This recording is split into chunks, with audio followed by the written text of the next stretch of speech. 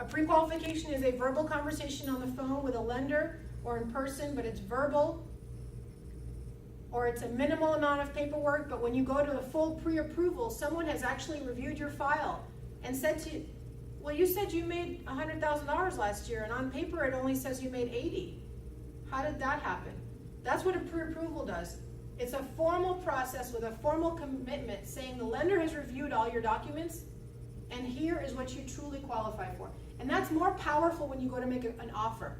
If you have a pre-qualification letter, it just means you've had a verbal conversation with a lender. If you actually go to the process of being pre-approved, it's going to get you to the finish line faster. Number one, you'll be more attractive to a seller.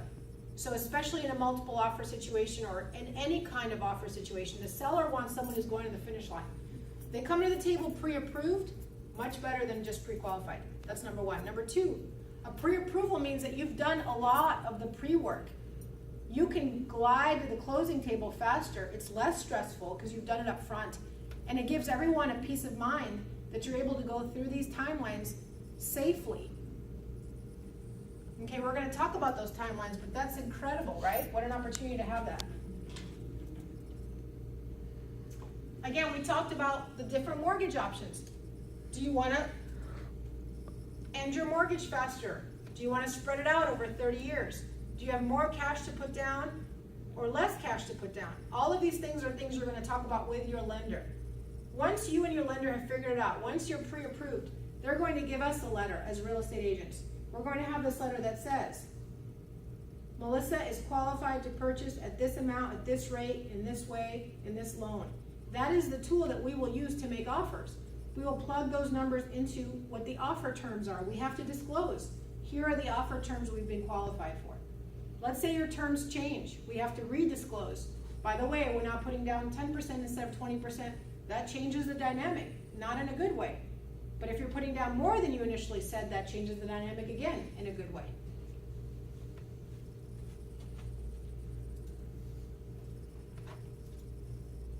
All right. So now you come to the table and you say, I am qualified to buy a $100,000 home. I'm putting 10% down. This is the example we have.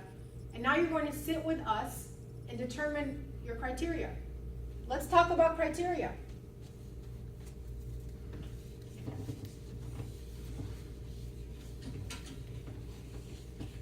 This is what we call a buyer consultation, and it's really important that you have this with a certified professional so that they understand exactly what's going on in the landscape. The first question they're going to ask you is, have you been pre-qualified? You've determined that you have, so you're looking at homes that you want to purchase that are going to be under $100,000 or less.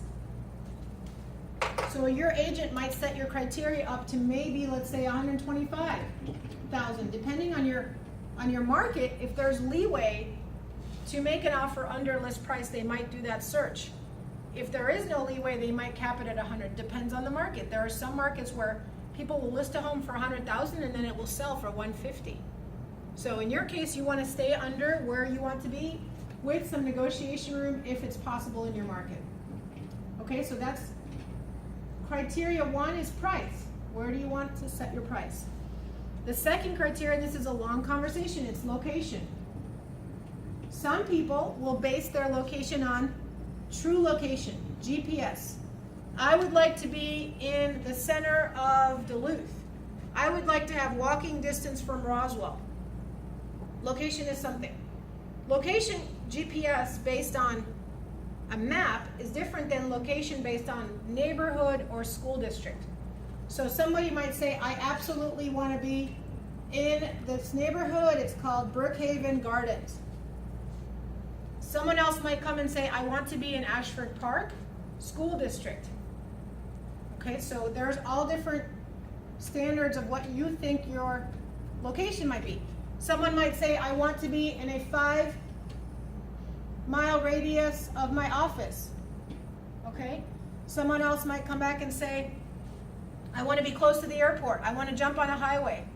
So location is very important, but determine what it is. I've had people tell me I'd like to be in a 7 to 10 level school anywhere in Atlanta. That's a long journey.